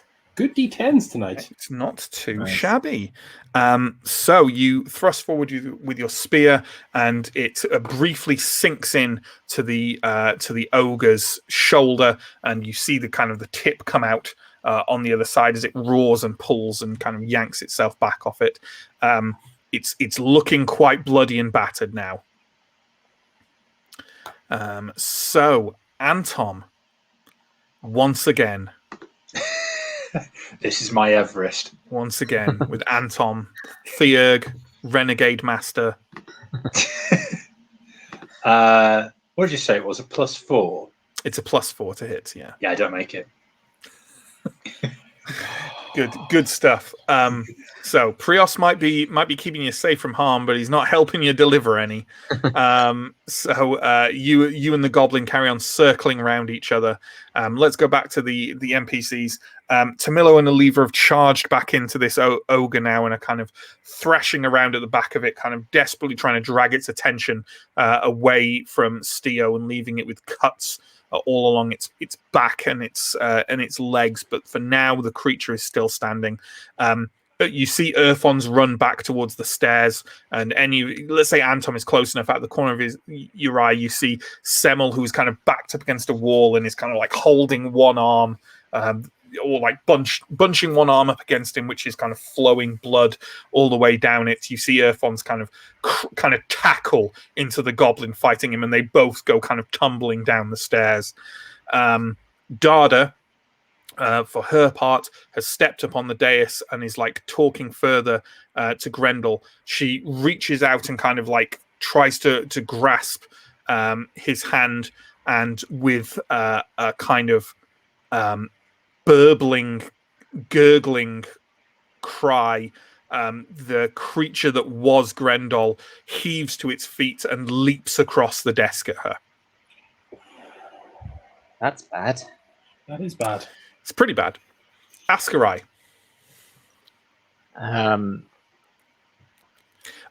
Sorry, John. Can we add Grendel to the initiative list, please? And thank you. I think seeing this, I'm going to shoot at Grendel. Sure. I think that is fair. So, why don't you give me a shot, please? Just flat. Okay. He's got a defensive 0, so.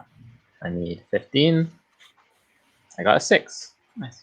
Okay, give me that damage roll, please. Damage is 2. Okay, that is unfortunately his armor. So your arrow just kind of crumples on impact with his body. You think it did actually penetrate his kind of rough leather clothing and go into him. You think that he just doesn't care. I mean, Clearly he's got bigger problems with the sword going through the back of his head and out the front. Next, of course, rapid fire. Are you gonna fire again? I think I will fire again. Hopefully. Are you monitoring your arrows? Yeah, I've got. I've got 4 left. Yeah, this is your 8. Will be your 8th fired, right? Oh no, because last turn you took. I fired 1 last turn, so this will be after this one. I'll have 3 left. Yeah, right. Gotcha. I think. So not too many. I've got a short sword as well. Okay, roll. Need 15. Rolled a 3. Nice. I'll please some extra damage. I got a 10. Nice. So that's a chunky change of damage, and let me just check. Oh yeah, of course. Grendel is undead, as you may have picked up by now, and the undead do not have pain thresholds, so no luck on that. But your arrow kind of carves through. It impacts directly into the chest of Grendel, and he does let out another gurgling howl. So clearly, you have managed to deal a significant amount of damage. If even this revenant creature can feel it in some sense, and we are on to the ogre, which gets another swing at Steo. So Steo, give me a defense roll, please, at -5. You made it last time. That's a 5. Is your defense 10? My defense is 10. -5 is 5. It's just my new favorite number. You've kind of basically decided just keep stepping back from this creature. Tamilo and Aliva are behind it, like delivering death with 1,000 cuts. Just let it come at you until it exhausts itself. You fought huge, abominable undead, dark, sorcerous monstrosities in the war, and it was generally the advice given to you by those above: just back away and hope it wounds itself enough that you can get a good shot in. And it seems to be working here. I just want to remind everyone, I have 8 hit points. That's probably the minimum that ogre does. It does, in fact, deliver 8 hit points of damage, yes. So, Anton, give me a defense roll against the Marauder fighting you, please. I don't make it. Then give me your double armor roll. 4. I'm getting a sense of deja vu. Again, I suppose you can't really feel ungrateful when Prios is delivering you to quite this degree, but you sure do hope that sometimes he'd guide your arm a little more. And Anton and the goblin share a moment, put down their weapons, and just hug it out. Just hug it out. They're like McCreary and Childs at the end of The Thing, you know, like maybe one of them's evil, but at this point, what does it matter? So that's so random a thing to say. So Grendel has barreled over the desk at Dada and now has kind of Dada pinned to the floor. She's desperately trying to hold him off her, and Grendel is just grabbing the back of her head and pulling it forward towards the blade emerging from the front of his. Steo. I can't disengage from this guy because it would be a death sentence. I'm going to take a hit. I'm going to roll the dice. Cool. So give me an attack roll at +1, please. That's again 16, 13. There we go. Give me a damage roll. And the D10 says 5. The D10 says 5. That is precisely enough to kill Steo. So Not to kill Steo, please. yeah, no, I said what I said. The ogre is coming towards you, and it turns out a lot of the stuff your officers told you in the war wasn't true, but this thing apparently was. It stumbles towards you. One final slash from Tamilo on the back that takes out you. It probably takes out its heel, you think, and as it stumbles forward, you take one pace, flip your spear up, drive the base of it into the ground, and the ogre sinks neck first onto the spear, which you wrestle round so it doesn't crack the damn thing in half, and it collapses to the floor with a low moan, and a lot of blood is cascading out onto the floor of the town hall. It's dead. Ooh. Anton. Anton says, I can't even remember what we're fighting about. So this goblin, so attack at +4. Yeah, I've made that. Okay, so That's good. Go for a bit of damage. I think that's the first time. One. Do you roll a 1? Yeah, I rolled a 1. Yeah, You rolled a 1. dear. Yeah, your short sword. You're so tired now. You're so tired. Your strike doesn't have the full impact it could have had, and it just kind of draws a scarred line across the creature's. The creature, it's a goblin. The goblin's crow armor. Yeah. Oh my lord. So the NPC's action. I think Eleva is kind of going to look round, see Dada in trouble, and start pelting towards that. Tamilo is going to, with a flick of his wrist, send his dueling dagger out again, and it's going to plant itself firmly in the temple of the goblin fighting Anton. Earthons you can see kind of scrambling back up the stairs, clearly having come out on top of that particular engagement to no one's surprise. And Semel is also kind of stumbling towards where Dada is, attempting to be impaled by Grendel through the face. So, I think that covers everyone. Askarai. I'm going to continue to shoot at Grendel.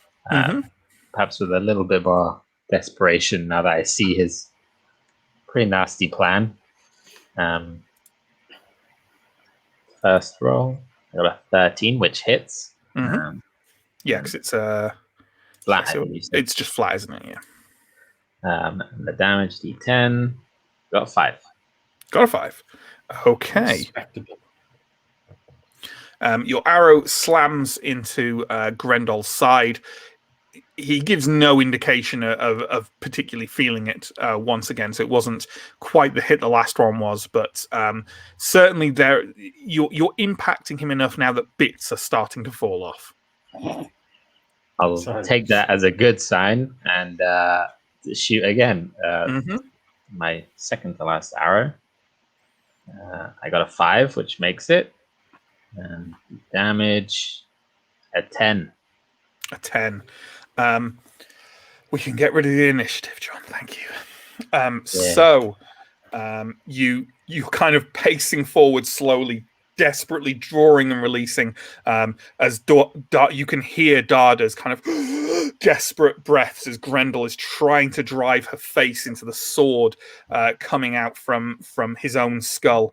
Your last arrow slams into Grendel's skull, which reels to one side, and he just immediately goes completely limp on top of Dada, who with a disgusted cry kind of rolls him over to one side away from her. The town hall is just full of dead enemies.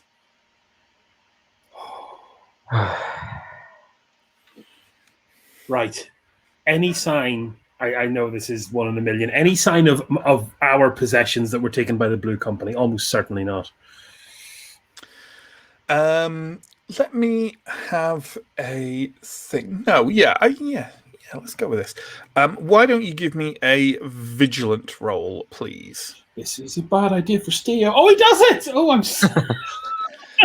You kind of desperately start to look around, and behind that dais, there was kind of a large. I think I said there was a huge desk on it and a large chair, and there was kind of an upraised wooden backing to that, just behind that chair, like a semicircular one. Behind that, you find what appears to be some chests. They are full of papers and kind of valuable things of various kinds. And among them was a very large chest, and against, kind of leant up the wall behind that chest, is your spear. And upon opening it, you find everything. Oh, thank Christ. Come around here, lads. Oh, God, we might yet make it out of this in profit. Dada and Semmel are like off to one side, kind of like Semmel's kind of, are you okay? And Dada's like, are you okay? Because Semmel is quite badly wounded in one arm. Irfons comes to get his stuff as well. Eliva and Tamilo are kind of like checking the bodies. Tamilo, in a rather cold, calculating manner, is wandering to each of the bodies and just sinking his fencing saber into each of them one by one, just to make sure. Yeah. Can I look around to see if there is an axe in any kind of prominent position? Give me a vigilant roll at -1. Okay. I need a 14. I got a 19. Oh. No good. You can't see one. I hasten to add, there is a bloody and battered Master Mason over on a table. Of course. Should anyone want to investigate him. He's definitely moving, but not very much. Yeah, I'll go over and, maybe treat him a little bit for his injuries. Sure. Give me a cunning roll, please. Mike giving that tight smile that indicates. Yeah, I don't make it. Sure. This, I mean, you haven't seen this specifically before, but you put money that this man's essentially been tortured. He's very much the worst way. You think he'll survive, but he definitely needs some decent medical attention. I'm on my way. Sure. Well, Steo, do you want to give me a cunning roll? Yeah, I mean, hang on. Does this make sense? Because I know we're not keen on just doubling up the rolls. No, it's fine. I think both of you attending him, yeah, he looks in very rough shape, you know? Does he look in worse state than Semmel? Because I think I owe... Oh, yes. Okay. So I'll go and have a go at patching up the mason. I needed an 11. I got a 6. Okay. Nice. Between your attentions and Anton's, you kind of nurse him back to at least full wakefulness. As I say, he's in very rough condition. You're pretty sure with some decent medical attention he will survive, but he's obviously in a great deal of pain. Between kind of gasps and sort of slight spasms as he clutches at the various wounds on his side, he says, "I'm sorry. I tried not to tell them. It was too much. They wanted to know where the mine was that we got the granite from. He said there's something down there that they need. I didn't want to tell him, I swear."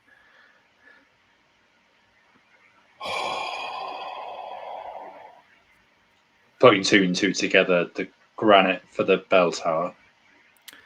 The bell tower is made of granite.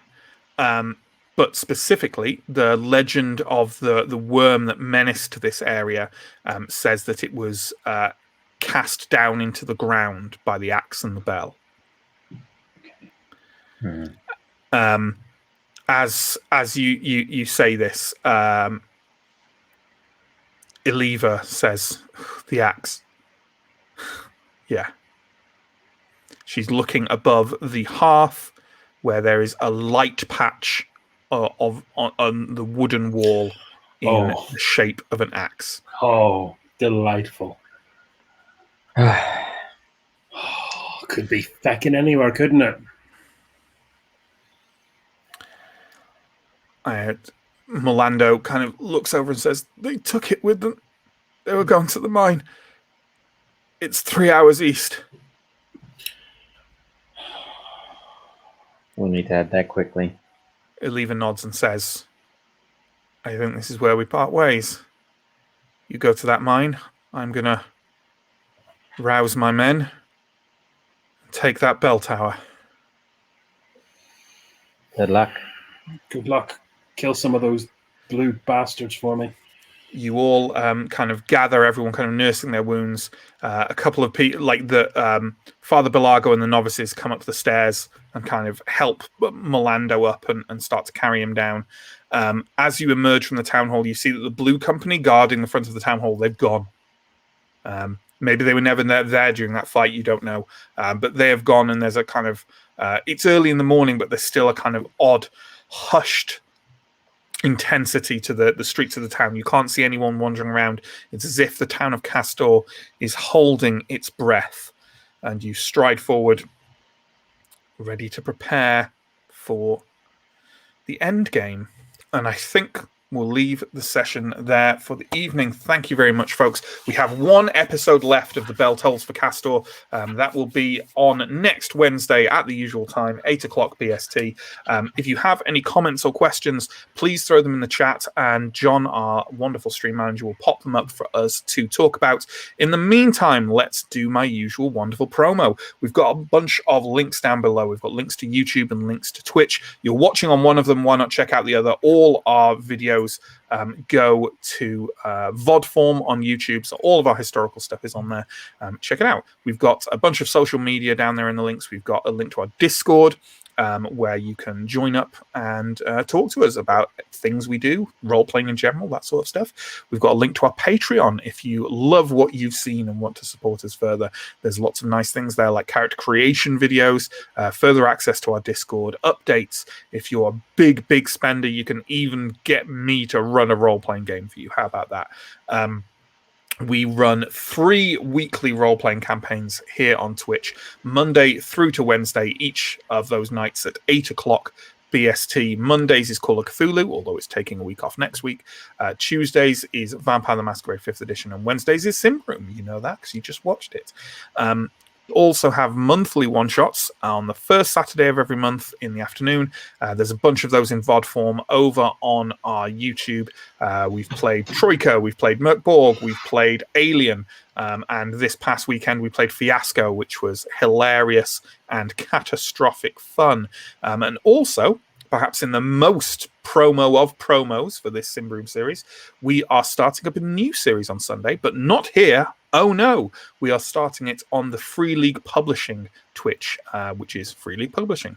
Free League makes Symbaroum, and they have kindly invited us to come run a Symbaroum game over on there. It's starting this Sunday. It's going to be running fortnightly at 3 o'clock in the afternoon BST. A bunch of these players are going to be in it, along with our stream manager John gets to play Symbaroum. We're also going to have a new player and a returning player from Symbaroum's past. Who could it be? It can only be someone if you have watched Symbaroum from the beginning. And I know it will be someone that, I mean, I'm worried because I don't think Chris will remember her. So, in jokes. So, yeah, come check that out. It's going to be called Fetters of Stone. It's going to be really good. And also, if you're interested in what we do here in this campaign, if you're a fan of this in general, it will be of interest to you. It's got different, obviously a slightly different player group, but it's got different, they're playing different characters, but it is canon with our campaign and includes some characters you may have met before. So, yeah, it's a companion piece, a spin-off, as it were. Also, we had a follow tonight from Party of 2 RPG who stuck around. I saw them in chat, so thank you very much for the follow, friend. Yeah, have we got any juicy comments and stuff in chat? If you put Anton and a goblin in a sealed room and left them to it, how long would it take one of them to win, and would they die of thirst first? That is, again, harsh but fair. There isn't a stamina stat, is there? So no, you just that would just go on indefinitely. No, until the trumpets ring out and the angels come to usher in the age of the apocalypse. No, it's like Mike honestly has a mixture of good and bad luck in rolling like no one else I've ever encountered. You either roll absolute trash, or your priest charges forward and kills the boss by pulping its brain in one strike. It's crazy. I did quite a lot of damage to that poor goblin. Like, one decent average blow would have finished it off easily. I only have 3. I think I have 3 toughness left. Yeah. I mean, it creates very funny mental images of like a goblin with like one finger left on one hand and a couch on its other arm, like struggling to even lift the weapon. Like, and you're just Maybe Antom's just likes toying with goblins, just slowly cutting each finger off. Yeah, I mean, exactly. That said, this is the second time we've kind of got the Symbaroum combat system locked in like an infinite situation where one round is going to continue the same way, probability weighted. I think it's always going to be that way when you've got quite a like a simplistic. I mean, I don't want to call Symbaroum D&D style, but it is in that it's one. You're just generally rolling one die at a time, and that happens with one die pools because it's very difficult to probability weight to extreme single die pools as opposed to like multiple handfuls of dice. I don't know if John is wincing at this. John is our resident mathematician, but that's always kind of what it's how it seemed to me.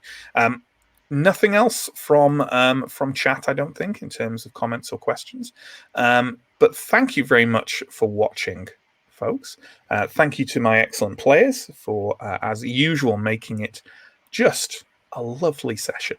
And thank you to John for an excellent stream managing job, as usual. So once again, because it's our last stream before it happens, please do come check us out on Free League Publishing on Sunday afternoon. If that's your bag, I promise you it'll be good stuff. We're obviously quite excited about it. It's a great opportunity. And otherwise, take care and stay safe, and we'll see you next week. Goodbye, folks.